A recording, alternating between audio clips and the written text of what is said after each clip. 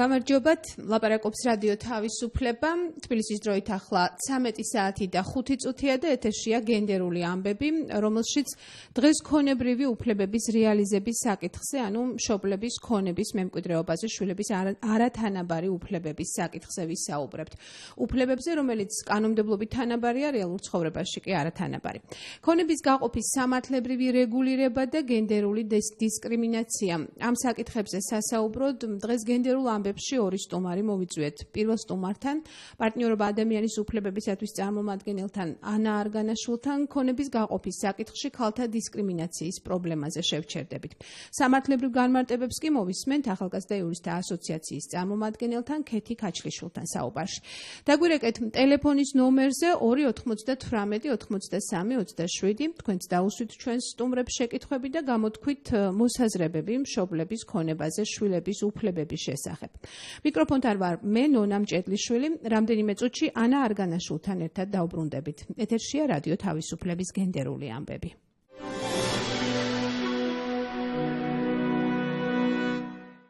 ლაპარაკობს რადიო თავისუფლება, თბილისის დროით ახლა 13 საათი და 10 წუთია და სტუდიაში ბრუნდებით ჩვენ სტუმართან, ანა არგანაშვილთან ერთად, ეს არის წარმომადგენელი ორგანიზაციისა პარტნიორობა ადამიანის უფლებებისათვის.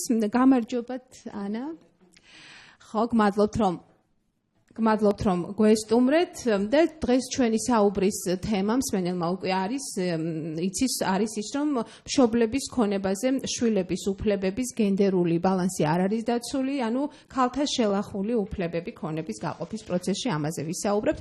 შევგიძლით მსმენელსაც შევახსენებ ჩვენი ტელეფონის ნომერს 298 93 27. დაგვირეკეთ, იაქტიურეთ და ასვით თქვენთვის საინტერესო შეკითხვები. ქალბატონო ანა, საზოგადოებაში მყარადაა ფესვგადგმული მოსაზრება, რომ მშობლების ქონების მემკვიდრე არის ძირითადად ვაჟიშვილი და არა ქალიშვილი. აი, რატომ არის ასეთი მყარი ეს მიდგომები, ასეთი პატრიარქალური მიდგომები ამ საკითხში, როგორ ფიქრობთ? პირველ რიგში დაგეთანხმებით, რომ ეს არის მოსაზრება. და კანონში არსად არ წერია, რომ ქალი თუ მემკვიდრეა სხვა წელი ეკუთვნის და ბიჭი თუ კაცი თუ მემკვიდრეა სხვა წელი ეკუთვნის, მაგრამ ეს ზუსტად ის შემთხვევა, როდესაც მოსაზრება წარმართავს ჩვენს ცხოვრებას და არა კანონი. ჩვენ უნდა პრინციპში გავაანალიზოთ, რა არის ეს ფენომენი, როდესაც მოსაზრება წარმართავს და როგორ შეიძლება მოსაზრება იყოს უფრო ძლიერი, ვთქვათ, ვიდრე კანონი ამ შემთხვევაში. მე არაერთხელ მინახავს, როდესაც მსჯელობენ ამაზე და ძალიან მეღიმება ხოლმე, როდესაც არგუმენტად მოყავთ ძველი მსოფლიო მაგალითად, თქვათ რომი, ბიზანტია და ძალიან მეღიმება ხოლმე, როდესაც ეს შეიძლება ვინმე გამამართლებლად მიიჩნიოს, რომ მაგალითად ფრაზა მოგისმენიათ, რომ ოდითგანვე ასია და ოდითგანვე 800 ეს კარგია? მაშინ მე ესეთ კითხვას დავსვავ და ოდითგანვე ვთქვათ ძალიან მანკიერი რაღაცები რო ხდებოდა, ასე ვთქვათ, სამყაროში, აღარ ვიტყვი ახლა მონად გაყიდვის დაწყებული და რა ვიცი, ექსპლუატაციით დამთავრებული, ეს ხო ნიშნავს, რომ ჩვენ ვითარდებით და ოდითგანვე რო ასე არგუმენტი არ არის, მაგრამ მოდი ვაღიაროთ, რომ ეს არის პრინციპში ორი მომენტი. მე ესე დავარქვევ და ერთი მომენტი არის ის, რომ ადამიანები, რომლებიც ამ მოსაზრებით ცხოვრობენ, ამით იღებენ სარგებელს. ანუ დავარქვათ სახელი, თუ შენ დისკრიმინაციული მოსაზრებით გაქვს უპირატესობა და პრივილეგია და არა თუ არ ფსაკეთებ რომ შეცვალო, არამედ ასე ვთქვათ, კომფორტულად ხარ, ეს არის აბსოლუტურად უსამართლო და უსინდისო მიდგომა, არ შემწყვება ამას თუ ეტყვი, იმიტომ რომ მე თუ რაღაცა მდგომარეობა პრივილეგირებულად მხდის საზოგადოებაში, მე უნდა გამიჩნდეს კითხვა, მე დავიმსახურე? ანუ მამაკაცს გულისხმობ ძირითადად? მამაკაცს გულისხმობ, რომელიც არ სვავს კითხვას, რით დაიმსახურა ის, რომ მისი და იქნება თუ მისი ვთქვათ, ქალი მის ოჯახში, რომელიც ნაკლებად იღებს ამ ვთქვათ სამკვიდროს, რომელიც ეკუთვნის, არასოდეს არ სვავს კითხვა. ანუ ეს არის ცუდი საქციელი და ჩემთვის მამაკაცი, რომელიც ამ კითხვას არ დასვავს, მორალთან მაქვს მე პრობლემა. იმიტომ რომ პრივილეგია, რომელიც არ გეკუთვნის, 2 წუთი რო დაფიქრდე, მიხვდები, რომ ის რომ მამაკაცად გაჩნდი, შენ დამსახურება სულაც არ არის. და ამით, როდესაც სარგებლობ და შენ თავს არ ეკითხები, რატო? ეს არის მორალთან პრობლემა ჩემთვის.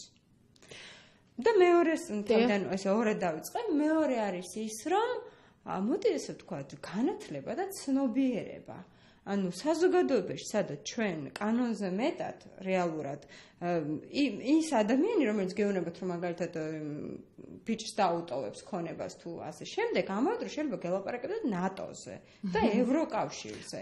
და ესეც გეთანხმებით, ბევრი უმეტესად ასე ხდება. ახლა ზუსტად ჩემი ერთ-ერთი მეგობარი 2 დღის წინ მიყვებოდა ესეთ ისტორიას დაახლოებით 90-იან წლებში, როდესაც არჩევნები მიმდინარეობდა და უცხოელი დამკვირვებელი იყო ჩამოსულიო, მოხდა ქალის მოტაცების ფაქტი. და როდესაც დამკვირვებელი მიხვდა რაში იყო საქმე, მან თქვა, რომ არჩევნები რა გინდათ. ანუ არ შეიძლება რომ ერთის მხრივ ადამიანი მიისწრაფოდე ნატოსკენ და ევროკავშირისკენ და მეორე მხრივ შენ სახში ხდებოდეს ეს. ეს არის ისევ ორმაგი სტანდარტი, გაუნათლებლობა, ბოდიშს ვიხდი, იმიტომ რომ ელემენტარული განათლება გიბიძგებს იმ თითქენ რომ სამართლიანობა დაამყარო ჯერ შენს ოჯახში, მერე შენს თემში. მერე ქვეყანაში, ნატო, ევროკავშირი და ასე შემდეგ. აი ეს არის ძალიან ესეთი ორმაგი სტანდარტი, მორალის პრობლემა ჩემთვის და განათლება. და არის სტერეოტიპებიც, ანა, უარყოფთ რომ აი დამკვიდრებულია რაღაცნაირად მივდივართ ისევ განათლების დეფიციტთან, ცხადია და ცნობიერების დეფიციტთან, მაგრამ სამოქალაქო ცნობიერების დეფიციტთან, მაგრამ სტერეოტიპებით საზრდოობს ხალხი და განსაკუთრებით თბილისიდან გარეთ პროვინციებში, მაღალმთიან რაიონებში ძნელია. არის, მოდით ვიკითხოთ, რა არის სტერეოტიპი? როდესაც იღებ რაღაცა აზრს, ისე რომ არ აკვირდები რას ამბობ. სტერეოტიპია, როდესაც მე ვიტყვი, ვთქვათ, რომ რომელიღაცა უმცირესობა უნდა დაიჩაგროს, იმით, აბა დაფიქრდი ადამიანი, ანუ ხანდახან აი ეს ასე ვთქვათ, აი ეს პრიმატი იმისა, რომ ჩვენ ვართ მოაზროვნე ადამიანები, მე საერთოდ მეკარგება, იმიტომ რომ თუ მოაზროვნე ადამიანი ხარ, ძალადობა მიუღებელი უნდა იყოს, უნდა დაფიქრდე. ხო, ჩერს მე ახლა მახსენდება, სადღაც მაგისტრატურის პირველ კურსზე ვიყავი, როდესაც ჩემი ლექტორი იყო ქალბატონი, ერთ-ერთი ლექტორი, დავასახელებ, ფსიქოლოგიაზე ვსწავლობდი. მარინე ჩიტაშვილი ვიტყვი, რომელმაც აი ამ სალექციო კურსის დროს მიმახვედრა, რომ დაფიქრება არ არის ცუდი. და საკუთარ თავში ჩახედვა, რომ რასაც მე ვფიქრობ, სწორია? ანუ თვითკრიტიკა, თვითანალიზი, მანამდე მე ძალიან კარგად მახსოვს ბავშვობაში, როდესაც რაღაცაზე ვთქვათ, ან განსხვავებულ აზრს გამოვხატავდი, მეუბნებოდნენ, რომ რამდენს ფიქრო, საჭირო ამდენი ფიქრი. ანუ წარმოიდგინეთ, ასე ვზრდით ბავშვებს, რომ არ არის საჭირო ბევრი ფიქრი. რას ქვია, არ არის საჭირო ბევრი ფიქრი. აბა რა არის საჭირო? ყველა კრიტიკულად უნდა მივუდგეთ. კი, აბსოლუტურად, ჩვენთან კრიტიკული აზროვნებაც ახალისებული არ არის. ჯერთი სიტყვა კრიტიკა აშინებთ, და კრიტიკა არის გენიალური სიტყვა. მე საერთოდ არ მესმის ეს კონსტრუქციული, დესტრუქციული. თუ არის გამოსახატი რაღაც გასაკრიტიკებელი, უნდა გააკრიტიკო. სხვა შემთხვევაში ვცილდებით ჩვენს, ასე ვთქვათ, განსაზღვრებას, რომ ადამიანი არის მოაზროვნე. ანუ თუ ჩვენ ერთი წუთით მაინც დავფიქრდებით ამ სტერეოტიპზე, ის თვალსა და ხელს შუა დაინგრევა. აქ არის კიდე მეორე მომენტი, გაბედულება. მე ძალიან დიდ პატივს ვცემ გაბედულ ადამიანებს და აი 2 დღის წინ კიდევ გავიხსენებ, მოხდა ეს შემთხვევა აჭარაში, ქალზე ძალადობა იყო, ხო, ისევ ჩვენ თემასთან ვტრიალებ და ერთმა გაბედულმა ადამიანმა თამარ გურჩიანი არის უფლებადამცველი, აი ამ გაბედულმა ადამიანმა აიღო და ჩაერია. და დაიცვა. აი ესეთი გაბედულებები, ანუ აი ესეთი მოქალაქეობრივი გაბედულება ცვლის ჩვენს ცხოვრებას და მაშინაც ზუსტად ეს ვთქვი, რომ ამ ერთმა მოქალაქემ ადამიანმა გააკეთა უფრო მეტი ვიდრე ყველა თანამდებობის პირმა ერთად იმ დღეს. სტერეოტიპი იცვლება, ჩვენგან საჭიროა მხოლოდ გაბედულება. და რაც უფრო ვიზრდები როგორც ადამიანი, ვფიქრობ ხოლმე, რომ მნიშვნელოვანი არა ის, რამდენს ვიცხოვრებ წლებით, არამედ რა ხარისხით ვიცხოვრებ. თუ ჩემი ცხოვრებაში მე მექნება ერთი გაბედულება მაინც, მაშინ ვიტყვი, რომ ვიცხოვრე და თუ ჩემი ცხოვრება იქნება ეს ინერტული, არაფრის მომცემი და ამ სტერეოტიპებს იმის შესახებ, რომ ქალს ქონება არ აქვს და არაფერს არ გაუკეთებ, მე არავინ და არაფერი არ ვიქნები. ერთია სტერეოტიპი და მეორე არის ტრადიცია. აი ეს ასევე ტაბუირებული თემა ბევრისთვის. კი, ძალიან ხშირად ამბობენ ტრადიცია, შევიდეთ ევროკავშირში, ჩვენ ტრადიცია, დავფიქრდეთ აბა ტრადიცია. შევინარჩუნოთ ტრადიციები და ისე შევიდეთ. აი, ამიტომ უნდა დავფიქრდეთ ტრადიცია რა არის. თუ გადავშლით მაგალითად გაერთებული ერების ქალთა მიმართ ყოველ ფორმის დისკრიმინაციის აღმოფხრის კონვენციას, იქ წერია ტრადიცია, რომელიც გაზიანებს, რომლის გამოც შენ ხარ ძალადობის სისტემური მსხვერპლი, ეს ტრადიცია უნდა შეიცვალოთ. ტრადიცია არ არის, ასე ვთქვათ, ის, რაც მე ხანდახან წინ მივყავარ. და თუ ამას ესმე მაფერხებ ჩემს განვითარებაში, თუნდაც ქვეყანაში, ძალიან თამამად უნდა თქვა, მე არ მინდა ეს ტრადიცია. ანუ ისევ მივდივარ ჩვენს რაღაც ძალიან ფილოსოფიურ გამოვიდა საზრისთან. მე არ მინდა ვიყო დეტერმინირებული ტრადიციით, რომელიც ჩემამდე დაიწერა. მაშინ მე საერთოდ ჩემს ყოფნას არსი არ აქვს, ხო მართალია? მე მინდა ჩემ ცხოვრება მე თვითონ განვაგო, ამიტომ მე ვერაფერი ვერ შემზღუდავს ის, რაც არ არის ჩემი არჩევანი. ჩემი არჩევანი არ არის ის, რომ 2 დღის წინ მე მაგალითად მიერეკავს ერთი ქალი, რომელიც ჰყავს შეზღუდული შესაძლებლობანი ბავშვი და ფაქტობრივად არის მუდმივი ძალადობის მსხვერპლი თავისი ყოფილი მეუღლისგან, იმიტომ რომ მას არ აქვს არანაირი უძრავი ქონება. თუ ის ხმას ამოიღებს, გააგდებენ იმ სახლიდან, სადაც დროებით ცხოვრობს. აი, ეს ჩემთვის, ეს ტრადიცია არ არის, არის ბოროტება. და მე ბოროტებას ვერ შევეგუები. და ამისათვის მე მზად ვარ, რომ ჩემი ცხოვრების რაღაც წლები გადავდო და ვთქვა, იმიტომ რომ როდესაც მე დავფიქრდები რისთვის ვიცხოვრე, მე მერჩევნია ერთი ესეთი ინციდენტისთვის ვიცხოვრო ცხოვრებაში, ვიდრე ის, რომ ჩემი ცხოვრება იყოს განგრძობითი არაფრის კეთება დაუშვათ. ანა, თქვენ ახსენეთ გაეროს კონვენცია ქალთა დისკრიმინაციის ყველა ფორმის აღმოფხრის შესახებ და იმ კონვენციას ის მუხლი, რომელიც სწორედ აი ადათ წესების განმარტებას გვაძლევს, რომ თუ კონკრეტულ სოციუმში დამტკიცებული, განმტკიცებული ადათ წესები არღვევს ქალის უფლებებს, უნდა შეიცვალოს.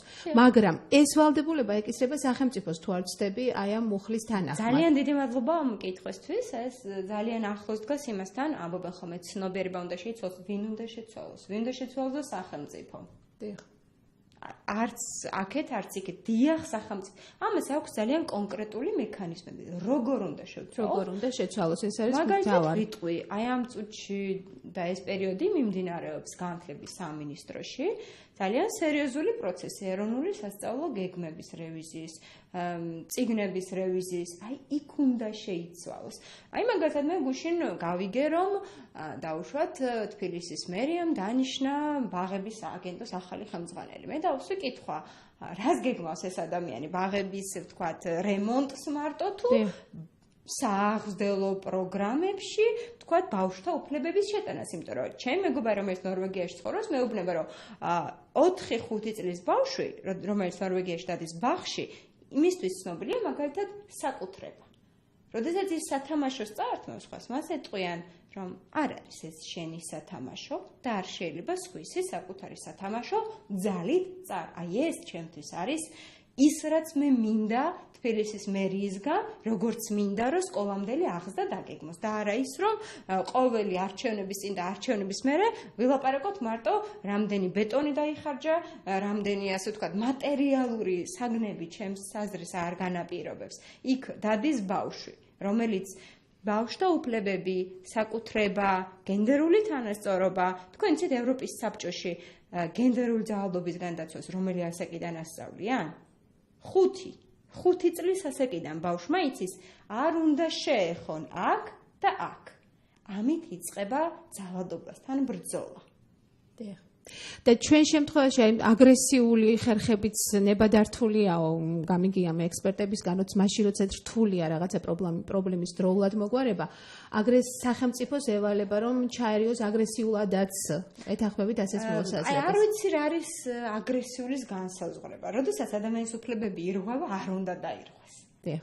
შეიძლება ის იყოს შეზღუდვით, ანუ ასე ვთქვათ, კანონი არ არის მხოლოდ რეპრესიული მექანიზმი, მაგრამ რეპრესიული მექანიზმიც არის. და თუ მე ვხედავ ძალადობას, დიახ, მე იქ მინდა კანონი ასე ვთქვათ, მუშაობდეს.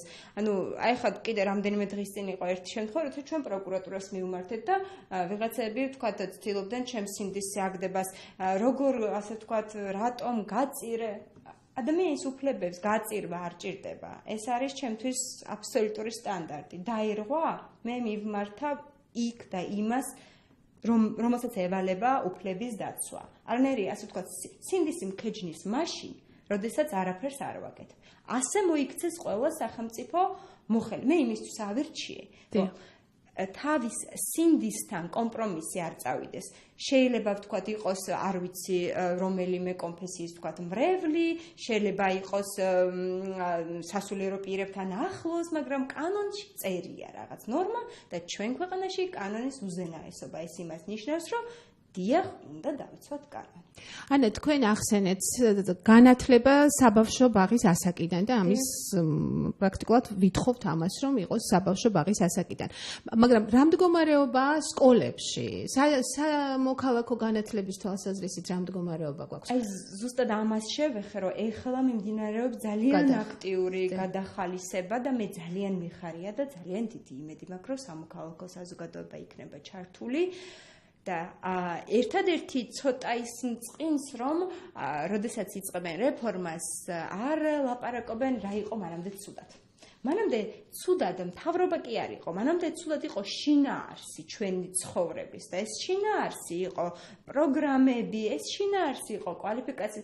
თუ ჩვენ ასე ვთქვათ, აბსტრაქტულად ვიძახეთ, რომ აი ეს წლები იყო ცუდ, არა, მე მჭირდება ყველაფრის ანალიზი, მე მჭირდება კვლევა, სადაც იწერება, რატომ არ ვარგოდა, თუ ვარგოდა სამოქალაქო. თუ ვარგოდა, მაშინ რატომ გვაქვს ამხელა ძალადობის და ბულინგის მაჩვენებელი. ანუ აი ამ პრობლემას ვხედავ, რომ ყოველთვის რეფორმებს ვიწყებთ, ისევ ცარიელი ადგილდა, რომ წინ არაფერი არ და შეიძლება ვარგოდა ეს წინა.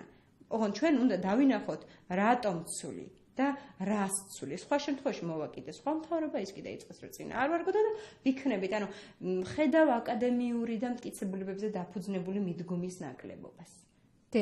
და პრობლემას განაპირობს ისე რომ დაუბრუნდეთ ჩვენს მთავარ თემას, ეს არის სამკვიდროს გაყოფა შვილებს შორის ოჯახის უფროსების მიერ. პრობლემას განაპირობებს ხოლმე ისიც, რომ ქალი არის ქონების გარეშე, ქალი არის სუსტი და ქალის სისუსტის მაჩვენებელი შეიძლება აი ესეც კი იყოს ის საფუძველი, რომ მას არ აქვს თავშესაფარი, მოდით ასე ვთქვათ, იმიტომ რომ ასეთი სტერეოტიპია, რომ ქალი გათხოვდება და ექნება სახლი, შესაბამისად ეს იმას ნიშნავს, რომ მამაკაცი მოიყვანს ცოლს და მისი ცოლის იქნება ეს სახლი. ხო, სტერეოტიპია, მართალი ბრძანდებით.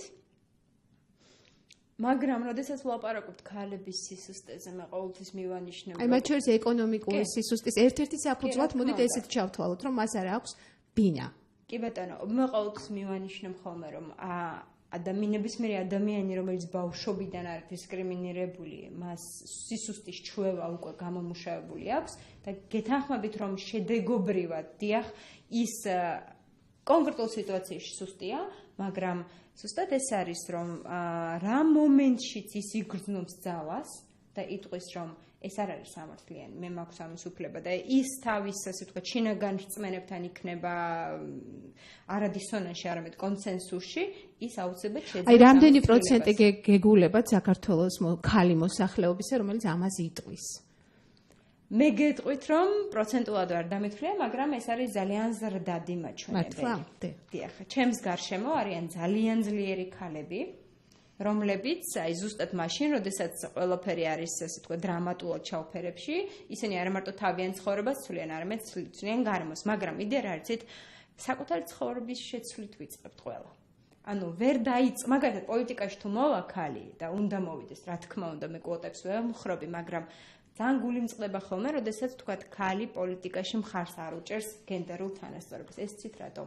მან არ დაიწყო გენდერული თანასწორობიდან თავის თავში, თავის ცხოვრებაში. მე სანამ დავმალავ იმას, ვთქვათ, რომ ვარ დაჩაგრული ჩემს უახლოეს გარემოცვაში, ეს ჩემს ქცევაში არ არის არ თვლიან დაჩაგრულად, მაგაშია ზუსტად საქმე. მაშინ რატომ არ უჭერენ გენდერულ თანასწორობას? ქალი, ბევრი ქალი მამაკაცთან შედარებით თავს დაჩაგრულად არ თვლის. ანუ მისი მეორეხარისხოვანი როლი მისთვის მისაღებია. როლიც, პასუხისგებლობაც, ინიციატივაც. ხო, თუ ადამიანის საკუთარი, ასე ვთქვათ, სურვილით არის მეორეხარისხოვანი, მაგრამ მაშინ აქ ჩდება სხვა კითხვა. თუ თუ აქვს გააზრებული რას ნიშნავს იყო მეორე ხარისხოვანი მოქალაქე. ხო, რა როგორ ჩანს არა ხალ. ხო, ანუ ჩვენ გვჭირდება ბევრი საუბარი ამაზე, იმიტომ რომ მე არ მეგულება ადამიანი, რომელიც დათანხმდება იყოს მეორე ხარისხოვანი. ჩვენ არ ვიბადებით იმისთვის, რომ ვიყო მეორე ხარისხოვანი. და ასევე პრობლემა ერთი, როცა ქონებრივ საკითხებს, საბინაო საკითხებს, ამ შემთხვევაში უფრო უძრავ ქონებაზე, ძირითადად უძრავ ქონებაზე ვსაუბრობ ჩვენ.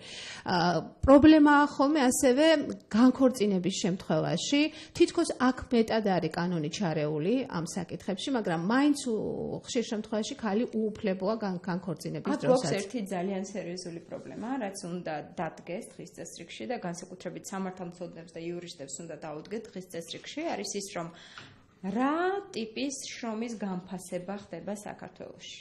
მე რო გარეთ გამოვდივარ და დაუშვათ რაღაც გამოსვლა მაქვს ან დოკუმენტს, ამას ფასი აქვს და სახლში რო შევდივარ და უამრავ ენერგიას, სამჯერ მეტ ენერგიას ვხარჯავ, თქვათ, ბავშვის აღზრდაზე.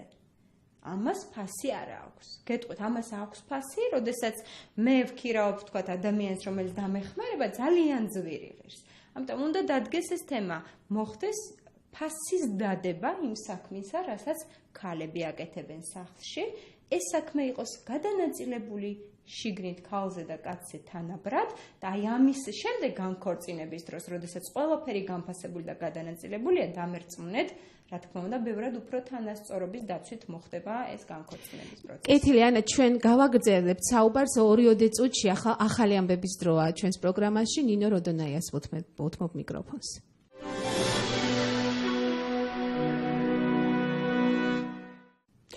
განვაგრძობთ გადაცემას, ეთერშია რადიო თავისუფლების გენდერული ამბები, ჩვენი სტუმარია ანა არგანაშვილი, პარტნიორობა ადამიანის უფლებებისათვის წარმომადგენელი და ჩვენ ვსაუბრობთ ქონების მემკვიდრეობის, უბრალოდ ქალის ოჯახის მემკვიდრეობის გაყოფის დროს ქალისა და მამაკაცის უფლებრივ მდგომარეობაზე ვსაუბრობთ და შევაჯამებთ ქალბატონ ანასთან საუბარს. ანა, ვიცით რომ გენდერული თანასწორობა, უთანასწორობა უფრო სწორად ამ შემთხვევაში კომპლექსური საკითხია, იგი არც მხოლოდ საოჯახო სამართლით შემოიფარგლება, არც მხოლოდ ქონებრივი უფლებების რეალიზებით. მოკლედ, მაგრამ თქვენ ბრძანეთ, რომ ზოგადად ამ ხრივ და სამოქალაქო ცნობიერების გააზრდის თვალსაზრისით უკეთესობა შეინიშნება. თუ შეიძლება რომ აი ზუსტად ამით დავამთავროთ, რა იცვლება პროგრესისკენ, მოდით ასე ვთქვათ. ჩემთვის იცვლება და მე ამას ვხედავ ყოველ დღე ის, რომ უფრო და უფრო მეტი ქალი ხმას ამოიღებს და იწყებს საკუთარ უფლებებზე ლაპარაკს, ბრძოლას და ჩემთვის ეს არის რეალური ცვლილება, რომ ამ ქალების კრიტიკული მასა, რომელიც ძალიან მალე იქნება, შეცვლიან ყველაფერს. იქნება ეს მართლმსაჯულების სისტემა, იქნება ეს აღსრულება, კულტურა, ყველაფერს. ანუ მე მინდა რომ თითოეულმა ქალმა, ერთმა ქალმა, რომელიც თქვა აი ახლა usmens გადაცემას ჩათვალოს, რომ მისი ერთი ხმა არის გადამწყვეტი ამის შეცვლისკენ. შეიძლება მას უშუალოდ არ ემუქრება ეს უთანასწორობა, მაგრამ ის უნდა გახდეს ყველა იმ ქალის დამცველი, რომელიც მის გარშემო არის უთანასწორობაში. თუმცა არ შეიძლება იყოს რომელიმე ქალი, რომელსაც არ შეხებია კულტურალურად გამყარებული უთანასწორობა. ამიტომ მოდით დავიწყოთ ჩვენი სიტუაციის ანალიზიდან და მოდით ჩვენვე დავიწყოთ ცვლილება, ანუ მე არ მინდა რომ ვინმეს დაველოდო ამ ცვლილებისთვის. მე თვითონ შევცვლი ამ ქვეყანაში იმას, რაც მიმაჩნია უთანასწორობა. კეთილი, გმადლობთ, წარმატებებს გისურვებთ. მსმენელს კი ვეტყვით, რომ გენდერული ამბების პირველი სტუმარი დღეს იყო პარტნიორობა ადამიანის უფლებისათვის წარმომადგენელი ანა არგანაშვილი, რომელიც ოჯახში ქონების განაწილების უთანასწორობაზე და ამ უთანასწორობის დაძლევის საშუალებებზე, ქალთა გააქტიურების აუცილებლობაზე საუბრობდა. ქალბატონ ანას წარმატებებს ვუსურვებ. რამდენიმე წუთში კი შემოგვიერთდება გადაცემის მეორე სტუმარი, ახალგაზრდა იურისტთა ასოციაციის იურისტი ქეთევან ქაჩლიშვილი. ვისაუბრებთ ქონების განაწილების სამართლებრივ რეგულირებაზე.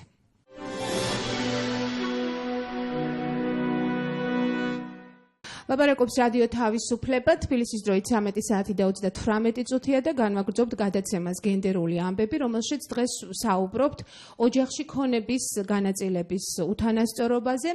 გადაცემის მეორე სტუმარია ახალგაზრდა იურისტთა ასოციაციის იურისტი ქეთევან ქაჩლიშვილი. იგი ქონების განაწილების სამართლებრივ რეგულირებაზე გაამახვილებს ყურადღებას. ქეთი, გმადლობთ, რომ გვესტუმრეთ. და ვისაუბრებთ ასეთ მნიშვნელოვან საკითხზე, ისეთ საკითხზე, როგორიცაა ქალის ქონებრივი უფლებები კანონმდებლობის მიხედვით. მსმენელს შევახსენებ ჩვენი ტელეფონის ნომერს 298 83 27, დაგვირეკეთ თუ გაქვთ შეკითხვები ქონებრივ საკითხებთან დაკავშირებით.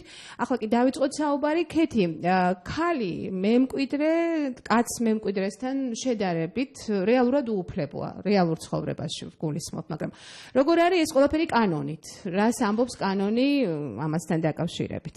მე ვესალმები თქვენს მსმენელებს, მადლობა მოწვევისთვის. თავისთავად საკითხის ამ ჭრილში დაყენება ძალიან საინტერესო არის. როდესაც ჩვენ საუბრობთ მემკვიდრეობის მიღებაზე და საუბრობთ ქალის უფლებებზე ამ კუთხით, ძალიან მნიშვნელოვანია, რომ საკითხი ორი მიმართულებით, ორი ჭრილში განვიხილოთ. ერთი ეს არის სამართლებრივი საკითხები და მეორე ქვეყანაში არსებული რეალობა ამ მიმართულებით, ამ კუთხით. საქართველოში არსებული კანონმდებლობა ქალს და მამაკაცს ამყოფებს აბსოლუტურად ერთი და იგივე მდგომარეობაში და კანონი რაიმე ტიპის განსხვავებას ან და დისკრიმინაციას არ უშვებს. საქართველოს კონსტიტუციით გარანტირებულია ყველა ადამიანის უფლების დაცულობა რაიმე სახის დისკრიმინაციული ნიშნით, მათ შორის გენდერული ნიშნით და აღნიშნული არის ფაქტურად გამცობილი საქართველოში არსებულ ნებისმიერ კანონმდებლობაში, რომელიც არეგულირებს სხვადასხვა სფეროებს, მათ შორის მემკვიდრეობის მიღების საკითხებს. სამოქალაქო კოდექსი პირდაპირ განსაზღვრავს, ვინ შეიძლება იყვნენ მემკვიდრეები, როგორც კანონით მემკვიდრეობის დროს, ასევე ანდერძით მემკვიდრეობის დროს. და ამ საკმაოდ გრძელ ჩამონათვალში რაიმე სახის დათქმა ან და უპირატესობა გენდერის ნიშნით ნამდვილად არ გვხდება. შეიძლება ვთქვათ, რომ მემკვიდრეობის უფლება კანონის დონეზე არის დაცული და ორივე სქესის წარმომადგენელს ერთნაირად გარანტირებული აქვს სამკვიდროზე პრეტენზიის გაცხადება, მიღება და შესაბამისად უფლება იმაზე, რომ დაიცვას საკუთარი უფლება მემკვიდრეობის მიღებასთან დაკავშირებით. რაც შეეხება პრაქტიკას, პრაქტიკაში ცოტა განსხვავებული რეალობა გვაქვს და ეს გამოწვეულია სხვადასხვა მიზეზებიდან. პირველ რიგში ალბათ ეს არის ზოგადად დამკვიდრებული ტრადიციული შეხედულებები და სტერეოტიპები, რომელიც ზოგადად არსებობს საზოგადოებაში და ქალბატონები როგორც წესი ნებაყოფლობით თვითშეზღუდვას ეწევიან მემკვიდრეობის უფლების რეალიზებასთან დაკავშირებით, მიაჩნიათ რა, რომ სამკვიდრო ძირითადი ქონება, რაც ეხება თქო უძრავ ქონებას და მასში არსებულ სხვა ქონებრივ სიკეთეებს მემკვიდრეობით გადადის მამაკაცზე. ვაჟის დაბადების სიხარული მემკვიდრე. ამას ალბათ აქვს თავისი ახსნა და ჩვენ შეგვიძლია თუ დრო გვექნება ამაზე ცალკე ვისაუბროთ, მაგრამ ძირითადი აქცენტები მაინც თქვათ აი ამ ქალებთან დაკავშირებით დისკრიმინაციაზე პრაქტიკულად, რეალურად შეიძლება ვისაუბროთ სწორედ ამ კუთხით. და პლუს უნდა დავამატოთ გაუნათლებლობა და არ ცოდნა იმისა, რომ ქალბატონებსაც აქვთ იგივე უფლებები მემკვიდრეობის მიღებასთან დაკავშირებით, რაც ბატონებს და ისინი აბსოლუტურად გათანაბრებულები არიან კანონის დონეზე ერთმანეთთან. ქეთი, ჩვენ წეგან პატარა გამოკითხვაც ჩავატარეთ გადაცემის დაწყებამდე თბილისის ქუჩაზე, აქ ჩვენს მომიჯნავე ქუჩაზე. და შეგვიძლია მოვისმინოთ ეს გამოკითხვა, აი გამოკითხვის შემდეგ ვისაუბროთ, როგორც ჩანს, ახლა მე დავასწრებ ამ ჩვენს ეგრეთ წოდებულ ვოქსპოპს და ვიტყვი, რომ ყველა ეთანხმება პრაქტიკულად ყველა ადამიანი, ვისაც ჩვენ დაველაპარაკეთ, ამბობს, რომ ქალი და მამაკაცი თანასწორუფლებიანია, მათ შორის მემკვიდრეობის მიღების საკითხში, მაგრამ პრაქტიკა, როგორც თქვენ ბრძანეთ, ჩვენც ყველამ კარგად ვიცით, სულ სხვანაირია. მოვისმინოთ თუ შეიძლება ეს ჩანაწერი. ალბათ მაინც უნდა თანაბრად გაიყოს. მე მგონი ეს მაინც დისკრიმინაცია. შემით წარმოდგენით უნდა იყოფოდეს ორივეზე თანაბრად. ოჯახის შვილებია ორივე. უნდა რა ვიცი აბა. ტრადიციაო ამბობენ. თუ თანასწორ უფლებიანობაზე ვლაპარაკობთ, მაშინ ორივეს ერთნაირად ეკუთვნის. ალბათ მეც მასე მოვიქცეოდი. გავუყოფდი თანაბრად. რა თქმა უნდა მასე თანასწორად. შეიძლება მე მაგალითად გავყოფ თანასწორად. ნუ მე გქოთ ვარ რომ მაჩემი საიდუმლოა, მაგრამ მე გავყოფ თანასწორად. არა, არ უნდა იყოს ამბულად ასე. სულ ერთია ქალი და ან კაცი. და ასე რომ გრძელდება და რატომღაც ვერ დაიწყო. ნუ რა ვხნათ? ასე გრძელდება, მაგრამ არ უნდა იყოს უკვე 21 საუკუნეა და არ უნდა იყოს ეს. თანაბრად მაგარ მოცილდეს. ეს ვფიქრობ ტრადიციული მენტალობიდან, ქართული მენტალიტეტიდან ის გამომდინარე და არ არის სწორი, რა თქმა უნდა, როგორც გოგოს, ასევე ბიჭზე უნდა გაიყოს ქონება. იგივეს ვფიქრობ მეც, რომ ოჯახში რაც არის დედის და მამის ქონება, ყველა შვილზე უნდა გადაანაწილოს თანაბრად. და როგორ უნდა დაიძლიოს ეს მენტალობა? აი რა ჭირდება ამას დრო, სახელმწიფოს დახმარება თუ რა ჭირდება?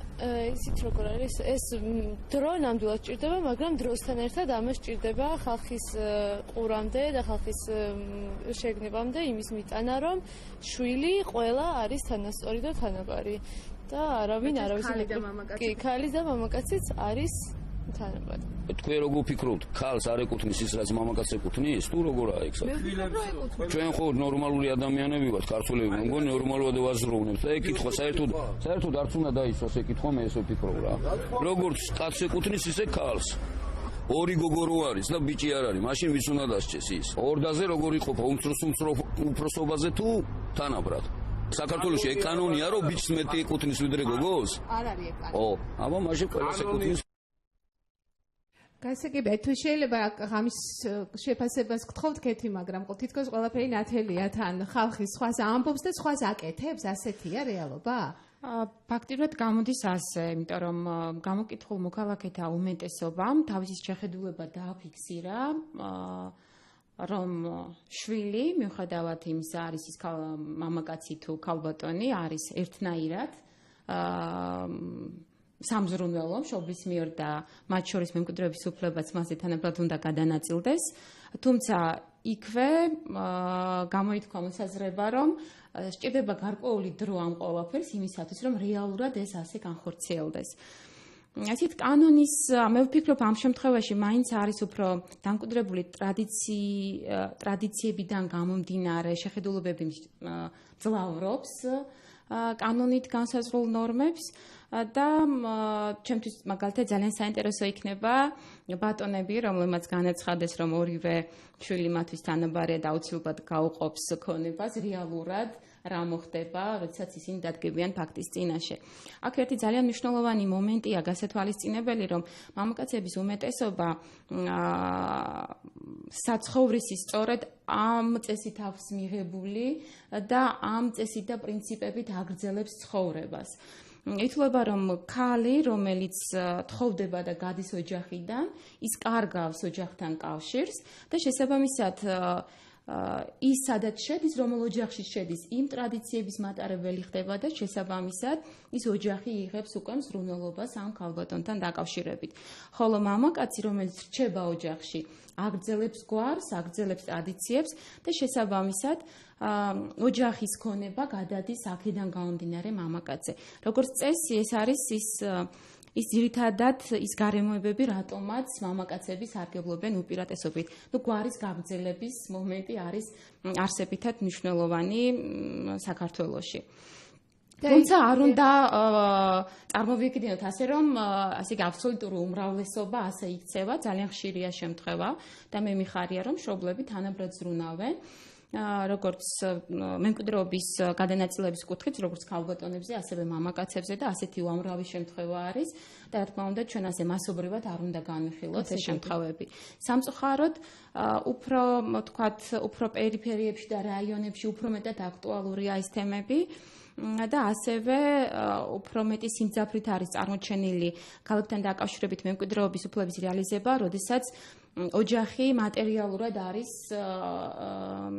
გაჭირვებულ მდგომარეობაში და მას არ შეუძლია ერთნაირად იზრუნოს ორივე შვილზე და დაუტოვოს საცხოვრისი.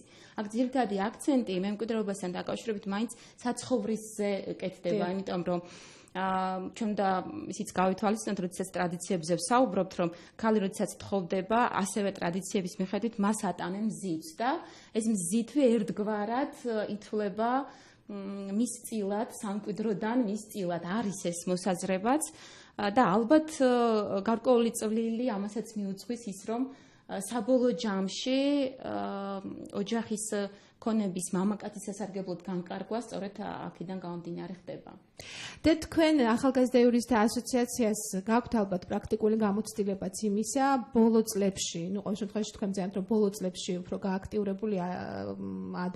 გააქტიურებულები არიან მოქალაქეები, თუ გაქვთ მომართვიანობა, თუნდაც კონსულტაციების თვალსაზრისით, თუ ითხოვს ხალხი გაერკვეს იმაში, რაც მისი უფლებაა. Ეცით ძირითადი პრობლემა სამკვიდროს მიღებასთან დაკავშირებით მაინც ეს არის საკუთარი უფლებების არცოდნა და კანონის არცოდნა. კანონის არცოდნა კიდევ უფრო რთულია საკუთარი გამომდინარე იქიდან, რომ ხშირ შემთხვევაში შეიძლება ქალბატონმა იცოდეს, რომ მას აქვს მემკვიდრეობის მიღების უფლება, მაგრამ მან არ იცის როგორ და რა ფორმით მოითხოვს ეს.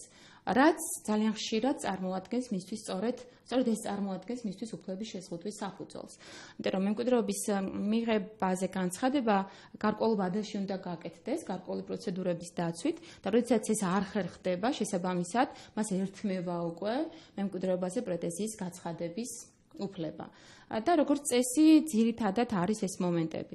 თუმცა ყოფილა ესეთი შემთხვევები, როდესაც მოსულ მოქალაქეს უკითხია, რომ რატომ უნდა ვთქვათ მისცეს თავის დას სამკვიდროდან წილი, მაშინ როდესაც ქალბატონი დიდი ხანი უკვე არის გათხოვილი, არის სხვა ოჯახის წევრი და შესაბამისად მას დაკარგული აქვს სამკვიდროს მიღების უფლება.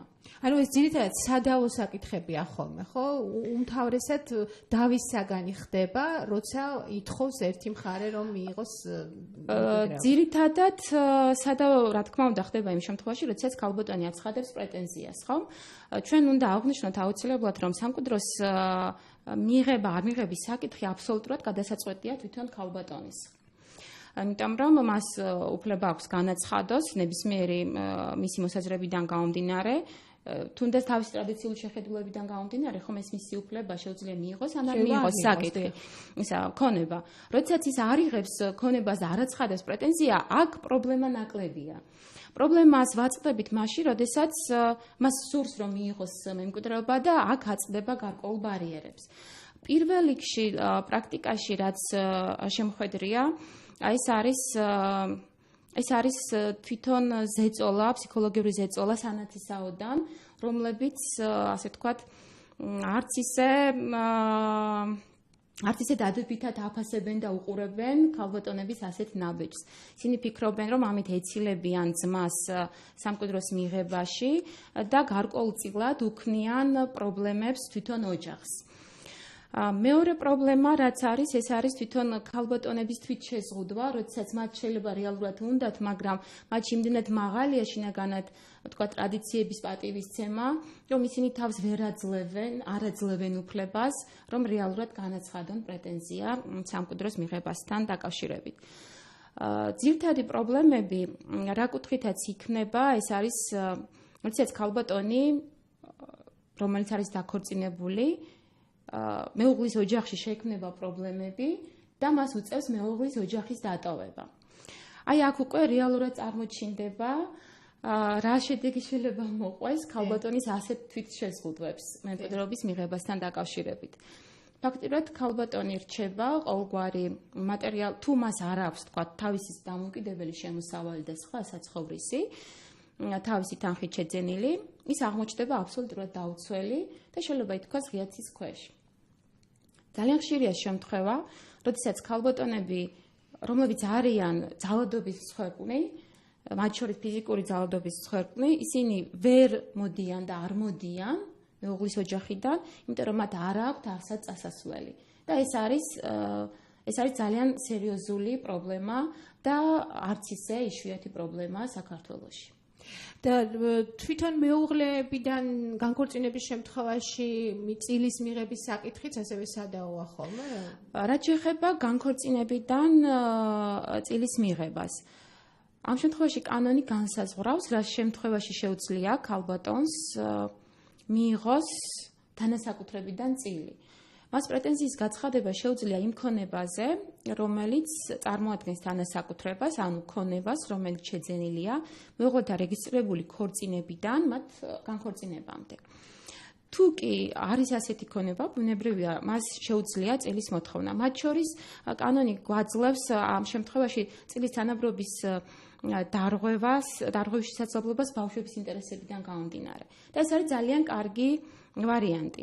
მაგრამ როდესაც გვაქვს ისეთი შემთხვევა, რომ რეალურად მეუღლეს თანაცხოვრების განმავლობაში არ აქვს შეძენილი რაიმე და ცხოვრობენ მამაკაცის ინდივიდუალურ საკუთრებაში, მაგალითად მამაკაცის მიერ მემკვიდრეობით მიღებულ ქონებაში, ფაქტიურად ქალბატონს განქორწინების შემთხვევაში ვერანაირი წილს ვერ წამოიღებს იმ ბინიდან, იმიტომ რომ ის არ ჩაითვლება მეუღლეთა თანასაკუთრებად.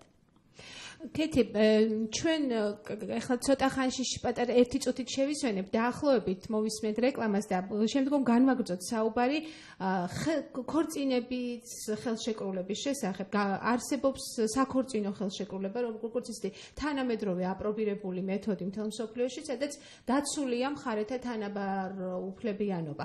საქართველოში საქორწინო ხელშეკრულებების რაოდენობაც კი მცირეა, მიუხედავად იმისა, რომ არც თუ ცოტა ხანია პრაქტიკაში არსებობს საქორწინო ხელშეკრულება. თუ შეიძლება ცოტა ხანი შევიცადოთ და შემდეგ განვაგრძოთ საუბარი.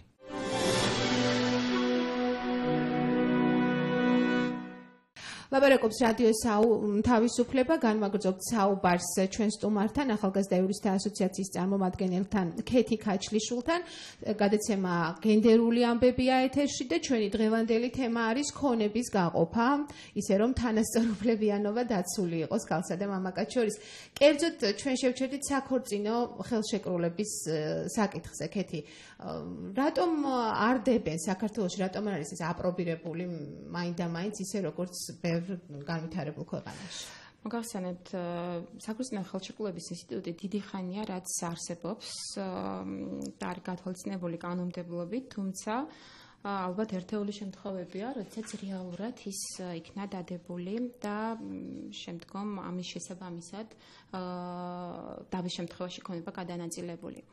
ძირითადად აღნიშნულ ხელშეკრულებებს დებენ აღნიშნული ხელშეკრულების დადებას ითხოვენ უცხო ქვეყნის მოქალაქეები და ის პარტნიორები, რომლებიც უკვე იყვნენ ქორწინებაში.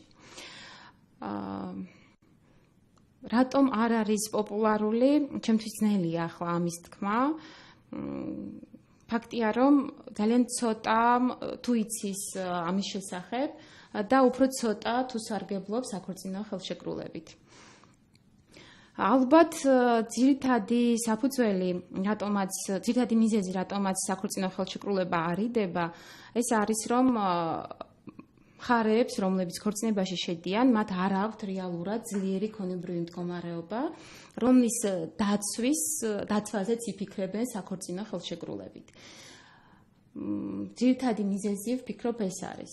ასევე თქვათ, სწორედ ეს ინფორმაციის ნაკლებობა, რომ ამ კუთხით შეიძლება უფრო მეტად იყვნენ დაცულები განქორწინების შემთხვევაში.